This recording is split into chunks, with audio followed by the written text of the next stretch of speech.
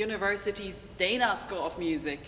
And I'm very pleased to have you here to celebrate the last day of our 5th annual Northeast Ohio Keyboard Festival, a festival in collaboration with the University of Akron, where we had our first show this past Sunday.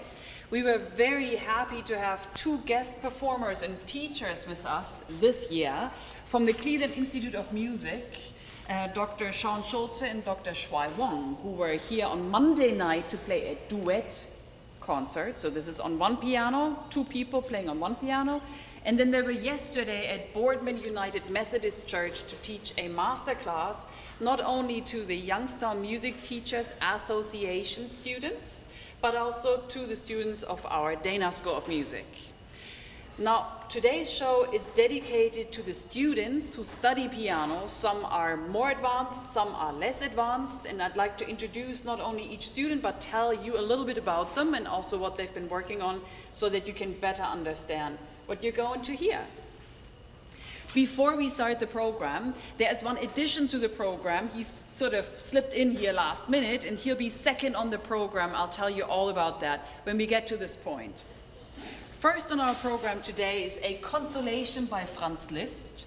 This is a contemplative piece of the older composer, and it's perhaps looking back on his life with quite some worry and also some sadness, but also with some great gratitude and with some joy about the many beautiful hours that he was able to experience in his life.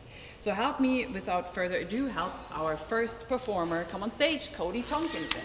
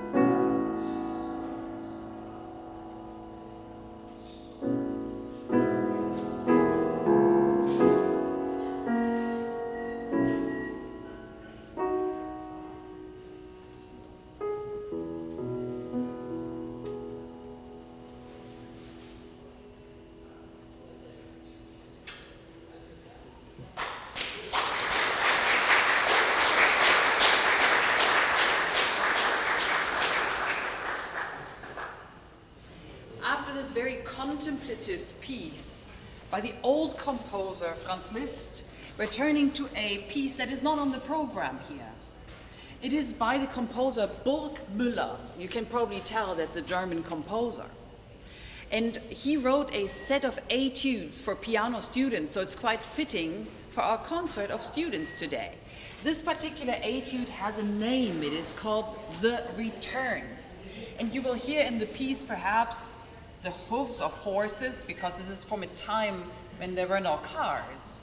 And perhaps you hear somebody arriving, and then you hear the excitement of the return of a person. Now, etudes, and this is an etude for a piano student, they usually have a difficulty to improve on. and you will hear that our performer has to play a lot of repeated notes to imitate the hoofs of the horses. His name is Dai Hong. Help me now, help Dai on stage.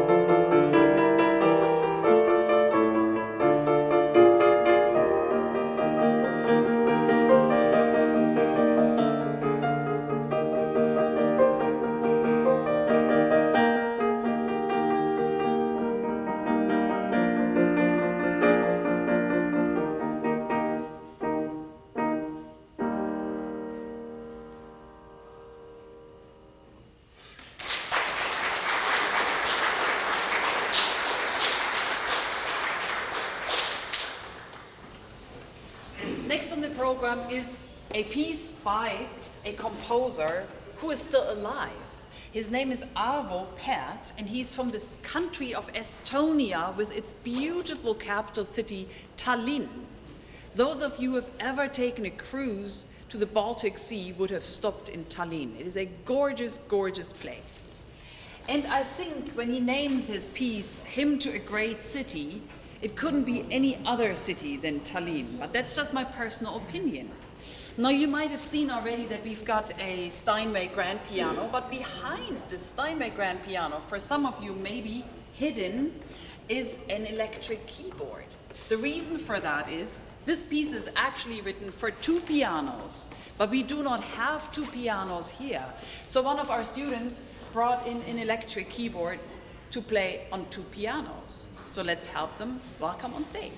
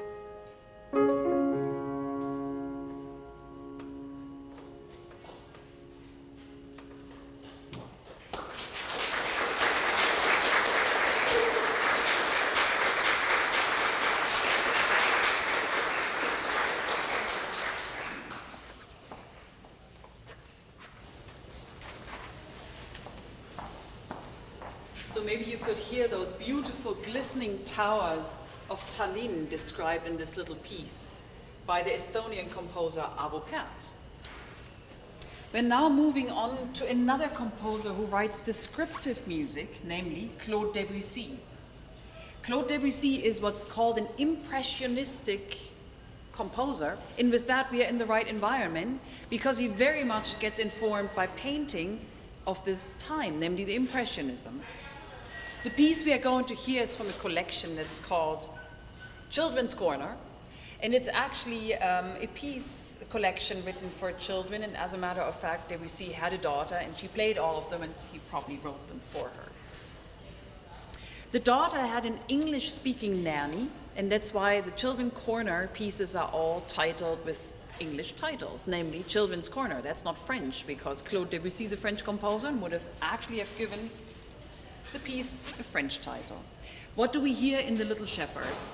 Well, the idea of an idyllic setting, maybe, with the shepherd sitting maybe on a rock, and he's playing in a pan flute all by himself, and he's sort of improvising. And the idea of a shepherd was a very favorite thing at the time, and often there was even the idea that once the shepherd plays on his pan flute, he makes nature come alive. So perhaps you can imagine that as you listen to the piece.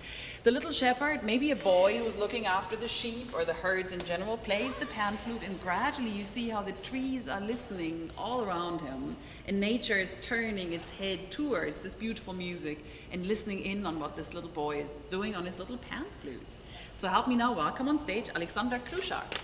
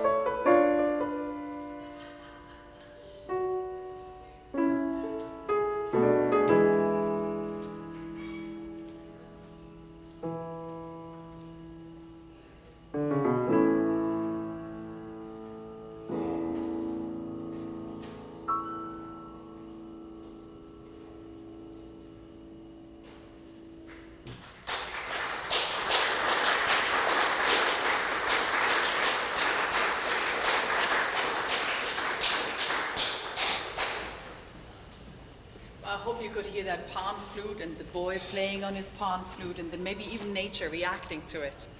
Our next piece on the program is actually originally for piano and orchestra, but you might have noticed we don't have an orchestra here. Rather, we have a second piano that will actually have to do the job of the orchestra, which is quite standard. It's called an orchestral accompaniment. So if a second pianist reduces the part of a maybe 80-piece orchestra to just 88 keys, that's what you're up against, an orchestral accompaniment. We will hear something for which we have to turn the wheel of time significantly back, because we were just right now in the late 19th century, and now we have to turn all the way to the 18th century with Joseph Haydn with his piano concerto. We will hear the second movement, which is a quieter movement, and help me welcome on stage our next duo of performers, Andrew Gordak and Jason Bolivar.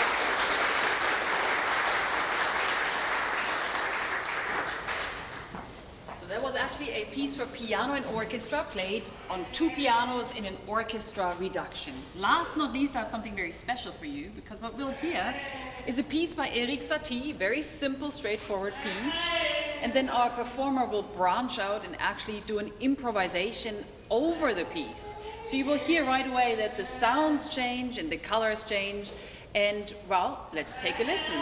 Help me welcome on stage, Cowell Austin.